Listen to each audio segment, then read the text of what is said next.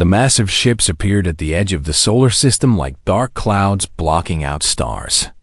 Each vessel stretched for miles, their surfaces covered in what looked like breathing skin.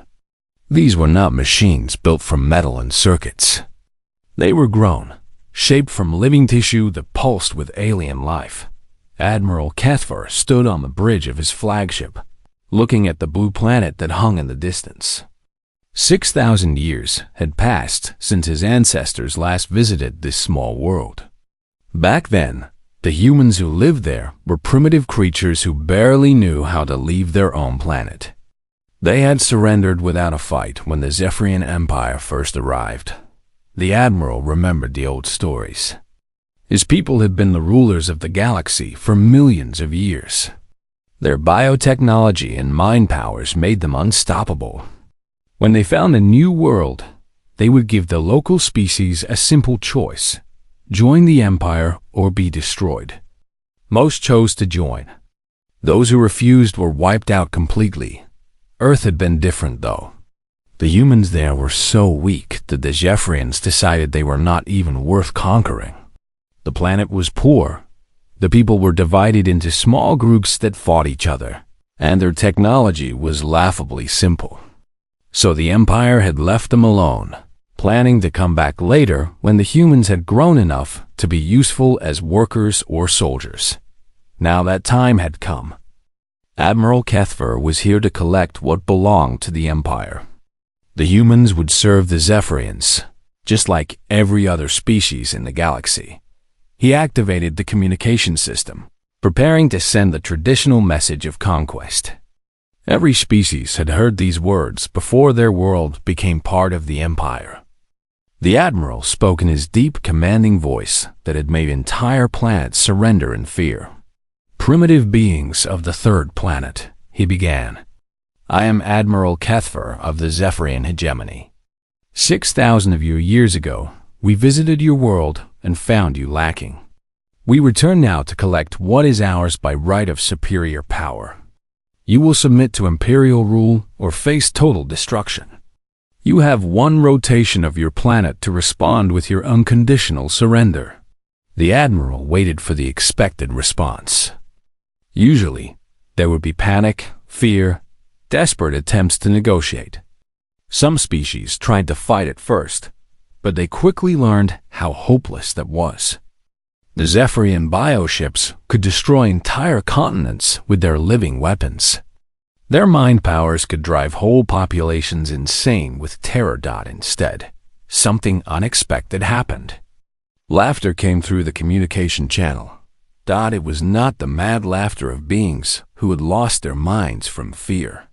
It was genuine amusement, like someone had just heard a funny joke. The Admiral checked his equipment, thinking there must be some mistake. "Oh wow, you're the Zephyrians," came a cheerful human voice. "We've been wondering when you'd come back. This is so exciting." The Admiral's confidence wavered. This was not the response he had expected. He looked at his tactical officer, who was staring at the scanner readings with confusion. "Sir," the officer said slowly, "I think there's something wrong with our equipment. The readings from this system make no sense." "Explain," the Admiral demanded. "Well, sir, when we left 6,000 years ago, this system had one inhabited planet, a small moon base, and some primitive satellites. According to our scans now, there are 17 fully inhabited worlds, hundreds of space stations, and—" The officer paused, checking the readings again. "Sir, they seem to have taken apart an entire asteroid belt and built cities in space from the pieces." The Admiral moved to look at the scanner display himself. What he saw made his blood run cold. The empty space between planets was filled with massive structures. Rings of metal and light surrounded several worlds. The planet Mars, which had been a dead rock before, now glowed green with life. And everywhere, there were ships. But these were not warships. They looked like cargo vessels, passenger transports, even what appeared to be pleasure craft. Where was Earth's military fleet? The communication channel crackled again. "Sorry, let me introduce myself," the human voice continued. "I'm Captain Saracen Okafor of the Terran Diplomatic Corps. We got your message, and I have to say, it's really cute that you're still using the old conquest speech. My great-grandmother has recordings of the original version from 6,000 years ago. We've been studying Zephyrian culture ever since you left." "Studying our culture?" the Admiral repeated, feeling more confused by the moment. "Oh, yes. It's been a hobby for a lot of people here. We've had plenty of time to think about our first meeting with your species. It was quite educational for us. We learned a lot about ourselves that day." The Admiral tried to regain control of the situation. "Human, you seem to misunderstand your position. We are the Zephyrian hegemony. We have conquered thousands of worlds. Our technology is beyond your comprehension. Our bioships are grown from the essence of living planets. Our warriors can crush minds with a thought." There was another moment of what sounded like barely controlled laughter. Right, Captain Okafor said. "Biotechnology. That's so interesting. We tried growing our ships for a while too, but it turned out to be kind of inefficient. We moved on to other methods. But hey, if it works for you, that's great." The Admiral's tactical officer whispered urgently in his ear. "Sir, I'm detecting massive power sources throughout this system. Some of these human structures are generating more energy than our entire fleet." "That's impossible," the Admiral hissed back. "And sir," the officer continued, "I'm reading something else. There are ships approaching our position, but they're not showing up as military vessels. The computer identifies them as research ships, civilian transports, something called school field trip vessels." Admiral Kethfer looked at his display in growing alarm. A small fleet of human ships was indeed approaching, but they moved without any sense of urgency or military formation. They looked like they were out for a casual journey through space. "Admiral," came the cheerful human voice again, "we're sending over a welcome party. Don't worry, they're all volunteers who were excited to meet you. Most of them are off-duty scientists and historians who wanted to see a real Zephyrian bioship up close. Oh, and we're bringing some snacks. We heard your species likes protein-based nutrition, so we made some really nice sandwiches." The Admiral stared at his communication panel in complete bewilderment. In 6,000 years of conquest, no species had ever offered him sandwiches. Something had gone very, very wrong with this invasion. 6,000 years earlier, the scene had been very different. Admiral Zeekmar, Admiral Kethfer's ancestor, had led the first Zephyrian expedition to Earth. In the year 2024, the blue planet had been spotted by their long-range scouts as they mapped new territories for the Empire. Initial scans showed a young species that had just begun to explore space in primitive metal vessels. The Zephyrian fleet that arrived then had been much smaller than the current one. They hadn't expected any real resistance. The humans of 2024 had nuclear weapons, but these were crude devices compared to Zephyrian biotechnology. Their computers were simple machines made of silicon and metal, while Zephyrian ships used living neural networks that could think faster than any artificial intelligence. Admiral Zeekmar had performed the standard demonstration of power. One small Zephyrian corvette had descended into Earth's atmosphere and hovered over the largest human city. With a gentle pulse of bioenergy, it had shut down every electronic device for hundreds of miles. Cars stopped working, lights went out, and communication networks fell silent. Then the ship had lifted a mountain, not destroyed it, not blasted it apart.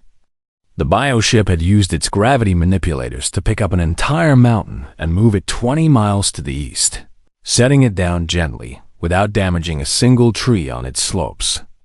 The message was clear. If the Zephyrians wanted to destroy humanity, they could reshape the planet itself. The human response had been immediate surrender.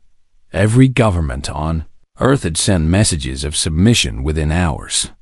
They offered to serve the Empire, to provide resources, to do whatever the Zephyrians wanted. It was exactly the response the Empire had received from thousands of other species over the millennia. But then Admiral Zeekmer had made what seemed like a wise decision at the time. These humans are too primitive to be useful, he had reported to the Imperial Council. Their technology is crude, their society is fragmented, and they have no natural abilities that would benefit the Empire. However, they show potential for future development. I recommend we leave them to grow for a few thousand years, then return when they have something worth harvesting. The Imperial Council had agreed. Other species in the galaxy offered immediate value. The crystalline beings of Zarian provided living computers. The gas dwellers of Nephros could survive in any atmosphere, and the hive minds of the Outer Rim made perfect workers. Humans had nothing special to offer except their unusual emotional complexity, which the Zephyrians found interesting but not particularly useful. So they had left, marking Earth as a future acquisition in their databases. What the Zephyrians had not understood was how differently humans responded to defeat. Most species, when conquered by the Empire, accepted their new reality and settled into their assigned roles. They might grumble or feel sad about their lost independence, but they adapted.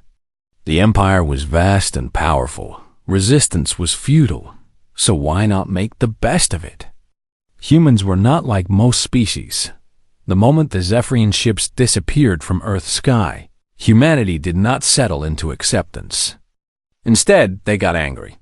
Not the hot, immediate anger that burns out quickly, but the cold, calculating anger that lasts for generations. Every human government had the same thought. This must never happen again.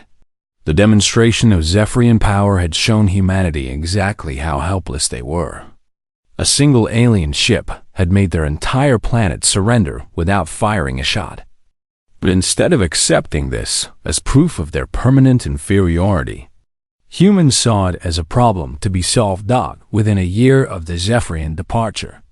Every major nation on Earth had redirected massive resources towards space technology and scientific research. The old conflicts between countries seemed trivial when compared to the threat of alien conquest. For the first time in human history, the entire species had a common goal: become strong enough that no one could ever humiliate them again. The Zephyrians had observed other species for millions of years, and they thought they understood how civilizations developed. Most species advanced slowly and steadily, building on their existing knowledge bit by bit. They followed predictable patterns, growing stronger over thousands of years, but never making dramatic leaps forward. Humans did not follow the patterns. When faced with a technological gap that seemed impossible to bridge, humans didn't try to bridge it gradually. They tried to jump over it entirely. They looked at Zephyrian biotechnology and said, "We'll find a better way."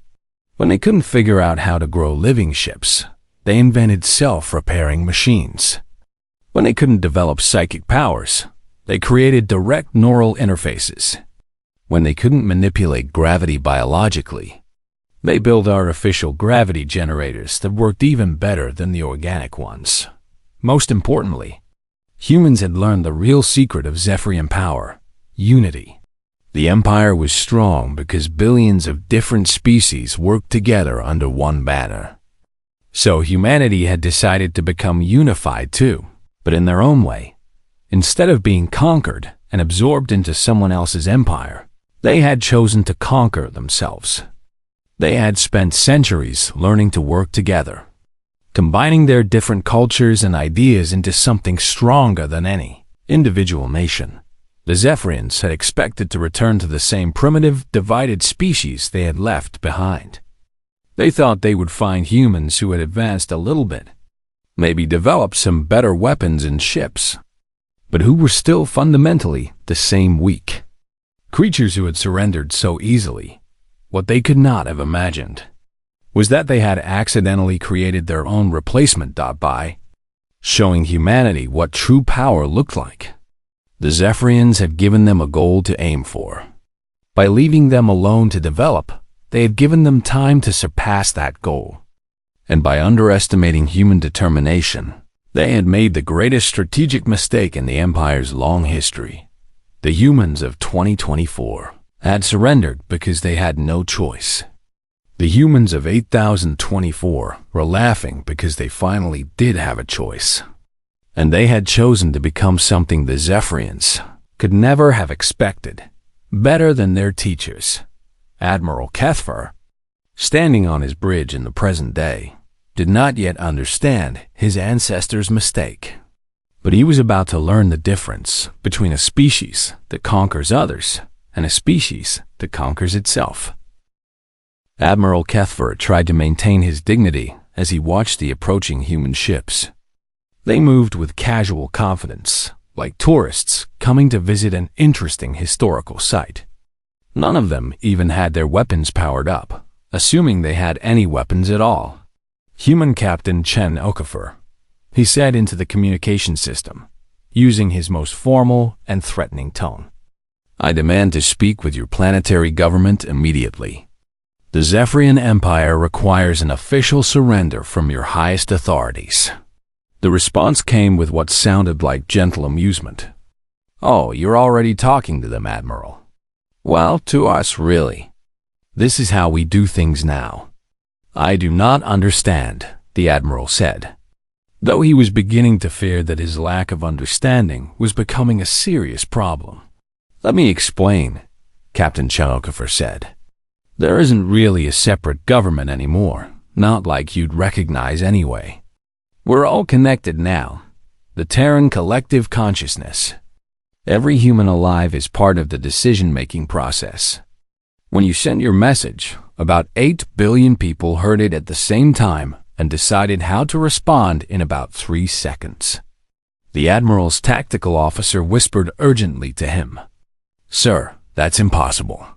No communication system could handle that many simultaneous connections. But Captain Chen Okafor had apparently heard him, despite the whisper being on a private channel. Actually, your officer is right to be confused. We don't use communication systems for this anymore. Direct neural linking is much more efficient. Every human brain is connected to every other human brain through quantum-entangled neural networks. We share thoughts, memories, and decisions at the speed of consciousness itself. Admiral Kethfer felt his confidence cracking. That is not possible. No biological mind can handle that much information. You're absolutely right, came the cheerful reply. Biological minds can't handle it. That's why we upgraded. Oh, don't worry. We're still human. We just enhanced our brains with some helpful technology. We can think faster, remember everything perfectly, and share knowledge instantly. It's really convenient. The Admiral looked at his scanner readings again. His tactical officer was pulling up data on the human ships that were getting closer. What he saw made no sense at all. Sir, the officer said in a shaking voice, these ships are not possible. According to our sensors, they're made of materials that shouldn't exist. The power sources are. Sir, I can't even identify what type of energy they're using. Admiral Kethfer's mind raced. In 6,000 years of conquest, the Empire had never encountered technology they couldn't at least understand. Their bioscience was the most advanced in the galaxy. But these human ships seemed to operate on principles that defied everything he knew about physics.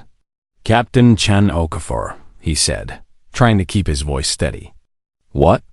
What exactly have you accomplished in the time since we left? Oh, quite a lot actually. Would you like a summary? It might take a while, though. Before the Admiral could respond, information began flowing directly into his mind. Not through the communication system, but somehow appearing in his thoughts as if he had always known it. The sensation was deeply disturbing for a Zephyrian. whose species prided themselves on their mental defenses. Images and concepts flooded his consciousness. Death had been conquered. Humans routinely backed up their consciousness and could transfer it between bodies. If someone died, they could be restored from their most recent backup.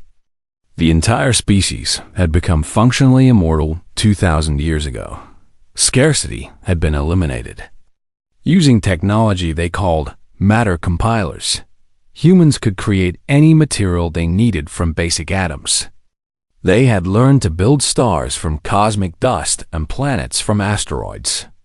The very concept of limited resources no longer applied to them. Distance meant nothing.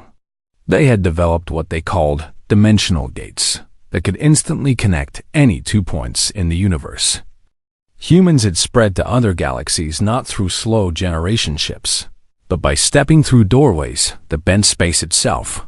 Conflict had been solved. Not through conquest or submission, but through true understanding. When every human could feel what every other human felt, war between them became impossible. Violence still existed, but only as entertainment and art. They fought elaborate battles in virtual worlds for fun. Then went back to their peaceful lives. The Admiral's mind reeled from the information download. This cannot be real. You claim to have solved death itself? Oh yes, that was one of our early projects, Captain Chang Okafor said casually. Death seemed like such a waste of accumulated knowledge and experience. So we fixed it. Would you like a demonstration? Before the Admiral could say no, one of the human ships near his fleet suddenly exploded in a brilliant flash of light. The Admiral watched in horror, thinking he was witnessing some terrible accident. Then the ship reformed itself, appearing exactly as it had been moments before. As you can see, the captain's voice continued without any change in tone. The crew of the research vessel Carl Sagan just experienced what we call temporary existence failure. They're all fine now, of course. Lieutenant Martinez says to tell you that being dead for 30 seconds was surprisingly relaxing. Admiral Cathver gripped the control console so tightly that his claws left marks in the biometal. That ship exploded. I saw it destroyed completely. Wow. Yes, but destruction is reversible if you understand the underlying quantum patterns. We learned that about 4,000 years ago. It's really quite simple once you get the hang of it. The Admiral's second in command, a veteran warrior who had conquered dozens of worlds, was staring at the displays with obvious terror. Admiral, he said quietly, we need to retreat. Whatever these humans have become, we cannot fight them. But Admiral Cathver's pride would not let him accept such a crushing revelation. The Empire had never retreated from anyone.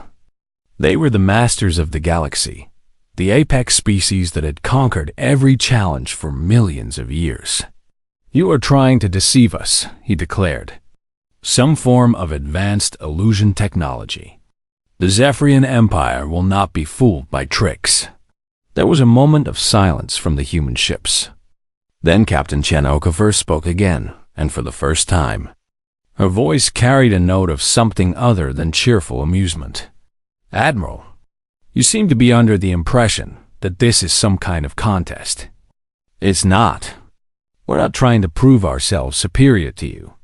We're trying to welcome you home. Home? The Admiral repeated. You've been wandering the galaxy for 6,000 years, conquering and controlling, never stopping to just be friends with anyone. That sounds lonely. We thought maybe you'd like to try something different this time. The Admiral stared at his communication panel. In his entire life, no one had ever suggested that the mighty Zephyrian Empire might be lonely. But before he could process this strange idea, his tactical officer screamed in panic. Sir, one of the human ships just appeared inside our shields. How is that even possible? Admiral Cathver stared in disbelief at the human ship that had somehow appeared inside his fleet's defensive shields. It was a small vessel, painted bright blue with cheerful yellow stripes, and what appeared to be windows filled with excited faces pressed against the glass. "That's impossible," his tactical officer shouted. "Nothing can penetrate bioshield technology." The admiral activated the fleet's most powerful weapons. The living ships around him began to glow with deadly bioenergy, their hulls rippling as they prepared to unleash destruction that could crack planets. This was the moment when every species in the galaxy learned to fear the Zephyrian Empire. "Oh dear," came Captain Chenokoffer's voice over the communication channel. "Admiral, are you really sure you want to do this? We were hoping for a nice peaceful reunion. You dare to threaten the Zephyrian Empire?" Admiral Kethfer roared. "Face the power that has conquered 1,000 worlds." The bioships fired. Streams of living energy that could burn through mountains lanced out toward the small human vessel. At the same time, the fleet's psychic warriors focused their mind powers, preparing to drive the human crew insane with terror and despair. The admiral watched with satisfaction, expecting to see the human ship vaporized instantly. Instead, something happened that made his blood freeze. The energy beams stopped, not blocked, not deflected. They simply stopped moving through space, hanging in empty air like frozen lightning. The psychic attacks seemed to hit some kind of invisible wall and bounce back harmlessly. A cheerful voice came from the human ship. "Wow, that was impressive. The kids are really excited to see genuine bioenergy weapons in action. Can you do it again? Emma here wants to take some pictures for her school project." The admiral tried again, pouring more power into the attack. The bioships strained as they channeled energy from their living cores, unleashing forces that had shattered entire fleets. This time, something even more disturbing happened. The energy beams began moving backward, returning to the Zephyrian ships that had fired them. But instead of damaging the bioships, the energy was somehow converted into something harmless, making the hulls glow with pretty, multicolored lights. "That's beautiful," came another human voice. "Can we keep them like that? It looks like a festival." Admiral Kethfer's mind struggled to comprehend what he was seeing. How are you doing this?"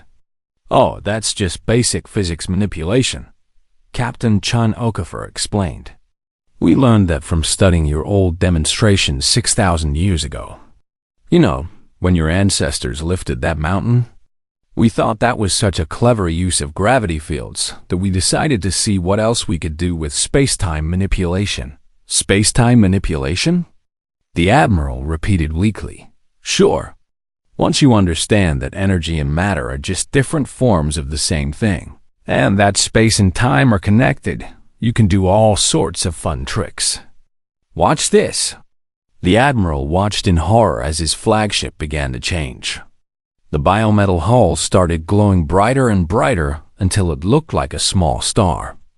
But instead of burning or melting, the ship seemed perfectly fine. His crew reported that the temperature inside was completely normal. "We're temporarily converting some of your ship's matter into pure light," Captain Chen Okafor explained helpfully. "Don't worry, it's completely reversible.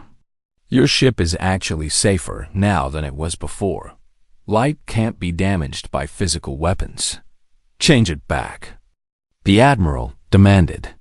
"Of course." Instantly, his ship returned to normal. But the demonstration had shaken him badly. The humans had casually transformed his most powerful warship into something else entirely, then changed it back as if it were a simple party trick. His second-in-command whispered urgently to him, "Admiral, our bioscanners are detecting something else. The humans aren't just manipulating our ships. They're manipulating time itself around us." Before the admiral could ask what he meant, he saw the proof. The energy beams that had been frozen in space began moving again, but backward. They traced their paths in reverse, returning to the moment they had been fired. Then they fired again, following exactly the same pattern. The humans were replaying the attack over and over, like watching a recording. "Sorry about that," Captain Chen Okafor said. "One of our historians wanted to study your weapons in detail, so we created a small time loop to give her a better look. We'll turn it off now." The replay stopped and normal time resumed. Admiral Kethfer felt his sanity beginning to slip. "You're playing with time itself like it's a toy." "Well, when you think about it, time is just another dimension, like length or width. Once you figure out how to move in it, it becomes pretty useful. We use time manipulation for all sorts of things. Taking back mistakes, exploring the past, that sort of thing." The Admiral's tactical officer suddenly made a sound of pure terror. "Sir, I'm detecting a massive power buildup from the human ships. They're preparing some kind of weapon." Admiral Kethfer looked at his displays, expecting to see the signature of some devastating superweapon. Instead, what he saw made him question his own sanity. "Is that," he said slowly, "a child?" On his main screen, a clear image showed the inside of the human ship. A young girl, perhaps 10 years old by human standards, was sitting at what looked like a control panel. She was sticking her tongue out in concentration as she worked on some kind of small device. "Oh, that's just Emma," Captain Chen Okafor said casually. "She's working on her science fair project. Something about improving alien defense systems through nanoscale engineering. She's quite bright for her age." "Admiral," his tactical officer said in a voice filled with dread, "that child appears to be hacking into our main computer system." The Admiral stared at his displays as security alerts began flashing all over his ship. Somehow, impossibly, a human child was breaking through biocomputer defenses that had been developed over millions of years. "How is she doing that?" he demanded. "Oh, Emma's really good with computers," came the cheerful response. "She figured out that your biosystems use prime number encryption, which is actually pretty clever. Of course, we solved prime number factoring back when she was in first grade. But it's still a nice historical approach." Admiral Kethfer watched helplessly as the child's hack spread through his entire fleet. But instead of causing damage, the intrusion seemed to be improving things. His biocomputers were running faster and more efficiently than they ever had before. "There," came Emma's excited voice over the communication channel. "I fixed your computers."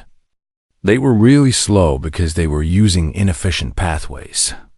"I optimized them for you." The Admiral slumped in his command chair. A child, working on a school project, had just casually improved technology that represented millions of years of Zephyrian evolution. His second-in-command looked at him with defeat in his eyes. "Admiral, I think we need to accept the truth. We're not fighting humanity's military. These are their civilians, their children, their hobbyists. And they're treating our most advanced technology like amusing antiques." Admiral Kethfer looked around his bridge at the faces of his crew. These were warriors who had conquered star systems, bioengineers who had grown living weapons of mass destruction, and psychic warriors whose minds could shatter planets. All of them were staring at the human ships with the same expression of complete helplessness. For the first time in Zephyrian history, the Empire had encountered something they couldn't conquer, couldn't understand, and couldn't even properly fight. They had come to collect primitive humans as subjects for their empire. Instead, they had found their replacements. Admiral Kethfer sat in his command chair, staring at the displays that showed his completely helpless fleet. His bioships, the most advanced weapons in the galaxy, had been casually neutralized by what humans apparently considered to be a field trip. His weapons had been turned into light shows. His defenses had been improved by a child doing homework. The silence on the bridge stretched for several minutes. None of his crew seemed to know what to say or do. In 6,000 years of conquest, nothing had prepared them for this moment. Finally, Captain Chen Okafor's voice came over the communication channel. But now it was gentle and concerned instead of cheerfully amused. "Admiral," she said softly, "are you all right? Your ship's bioreadings suggest that your crew is experiencing severe stress. We're not trying to hurt you, you know." The Admiral found his voice. "What? What do you want from us?" "Want from you?" There was genuine surprise in the captain's voice. "Admiral, we don't want anything from you. We want something for you. I don't understand. Would it be all right if I came over to talk in person? These communication channels are so impersonal, and I think we need to have a real conversation." Before the Admiral could object, a section of his bridge shimmered and a human woman appeared. Not teleported, not beamed aboard, just appeared as if she had always been there. She was of average height with kind eyes and dark skin, wearing a simple blue uniform that somehow managed to look both casual and official at the same time. The Admiral's guards immediately pointed their bioweapons at her, but she just smiled and raised her hands peacefully. "Please." "There's no need for that," Captain Chen Okafor said. "I'm not here to fight or threaten anyone. I just wanted to talk. How did you get aboard my ship?" The Admiral demanded. "Dimensional gate. We have them everywhere now. Don't worry, I asked permission from your ship's biocomputer first. It's quite polite, by the way. Your biotechnology has lovely manners." The Admiral gestured for his guards to lower their weapons. Even if they had fired, he suspected it would have been useless anyway. Captain Chen Okafor looked around the bridge with genuine interest. "This is beautiful work," she said, running her hand along one of the living control panels. "The integration between biological and technological systems is really elegant. You should be proud of this craftsmanship." "You mock us," the Admiral said bitterly. "No," Captain Chen Okafor said quickly, turning to face him with an expression of sincere concern. "No, Admiral, I'm not mocking you at all. I mean every word. Your biotechnology is genuinely impressive. It's different from our approach, but that doesn't make it inferior. Different? You just demonstrated that your children can hack our most advanced systems."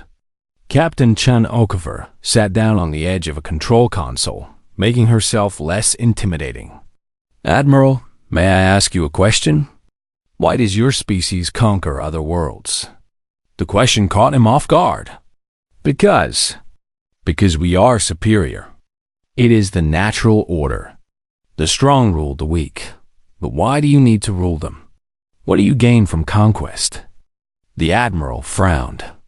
It was such a basic question that he had never really thought about it deeply. Power, resources, control. And after you conquer them, are you happy? Happy? The concept seemed foreign in this context. Happiness is irrelevant.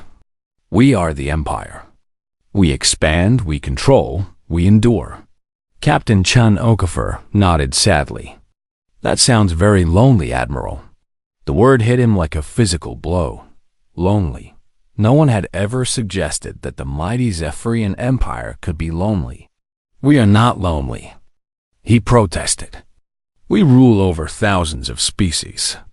Billions of beings serve the Empire. But do any of them choose to spend time with you? Do any of them genuinely care about your well-being? When you're not giving orders or demonstrating power, do you have friends? Admiral Kethfer opened his mouth to answer, then stopped. In his entire life, he could not remember a single conversation that was not about duty, conquest, or control. Even his interactions with other Zephyrians were formal and hierarchical. He began, then fell silent. Captain Chen Okafor's expression was filled with compassion. We know what that feels like, Admiral.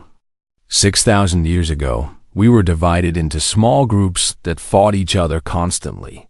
We were suspicious of outsiders, afraid of being conquered or controlled. It was a terrible way to live. But you overcame that, the Admiral said quietly. We learned something important. The thing that made us truly strong wasn't our technology or our weapons. It was learning to trust each other, to work together, to care about each other's happiness. Once we figured that out, everything else became possible. She stood up and walked closer to the Admiral's chair. When you first came to Earth 6,000 years ago, you showed us what we could become if we worked together. We learned from you, even though you didn't mean to teach us. We taught you to be stronger than us, the Admiral said with bitter irony. No, Captain Chen Okafor said firmly. You taught us to be better than our old selves. There's a difference. We're not trying to prove we're superior to you. We're trying to show you that there's another way to live. The Admiral looked around his bridge at his crew. They were all listening intently, and he could see something in their faces that he had never seen before. Hope. What are you proposing? He asked. Join us, she said simply. Not as subjects or servants, but as friends. Bring your biotechnology and your knowledge to our civilization. In return, we'll share everything we've learned. Together, we can build something better than either of our species could create alone. The Empire will not surrender, the Admiral said automatically. I'm not asking you to surrender. I'm asking you to choose happiness over conquest, friendship over control, cooperation over domination. Admiral Kethfer was quiet for a long moment. Around him, his bridge crew waited for his decision. Outside his ship, two fleets faced each other, one representing the old way of doing things, one representing something entirely new. Finally, he spoke. If we agreed to this, what would happen to us? Captain Chen Okafor smiled. You'd be amazed how much fun it is to build things instead of conquering them. We've got projects that could use your bioengineering expertise. There are new worlds to explore, not to conquer, but to befriend. There are scientific mysteries to solve and artistic collaborations to attempt. She paused, then added softly, and there are people who would genuinely enjoy getting to know you. Not because they fear you, but because they're curious about your culture and your perspectives. The Admiral felt something strange happening inside his chest. It took him a moment to recognize what it was. Hope. My name, he said slowly, is Kethfer, but my friends could call me Keith, if that would be easier. Captain Chen Okafor's smile could have powered a small star. Hello, Keith, she said warmly. Welcome to the neighborhood. 6 months later, Keith stood in a human school classroom, showing a group of excited children how to grow their own biocomputers from specially modified algae. Emma, the girl who had hacked his fleet systems, was his star student. Outside the classroom windows, the sky was filled with ships, human vessels working alongside Zephyrin, bioships to build a new type of space station that combined both technologies. It was more beautiful than anything either species could have created alone. In the evenings, Keith would often visit the memorial that humans had built to commemorate their first contact with the Zephyrians 6,000 years ago. It wasn't a monument to defeat or conquest. It was a celebration of the day two species first met, marking the beginning of a friendship that had taken 6 millennia to bloom. The inscription on the memorial read, "To our teachers, who showed us what we could become, and our friends, who taught us what friendship truly means." Keith smiled every time he read it. The Zephyrian Empire had spent 6,000 years conquering the galaxy through fear and power. Humanity had conquered it through something much more dangerous: love and the galaxy. For the first time in millions of years was truly a peace.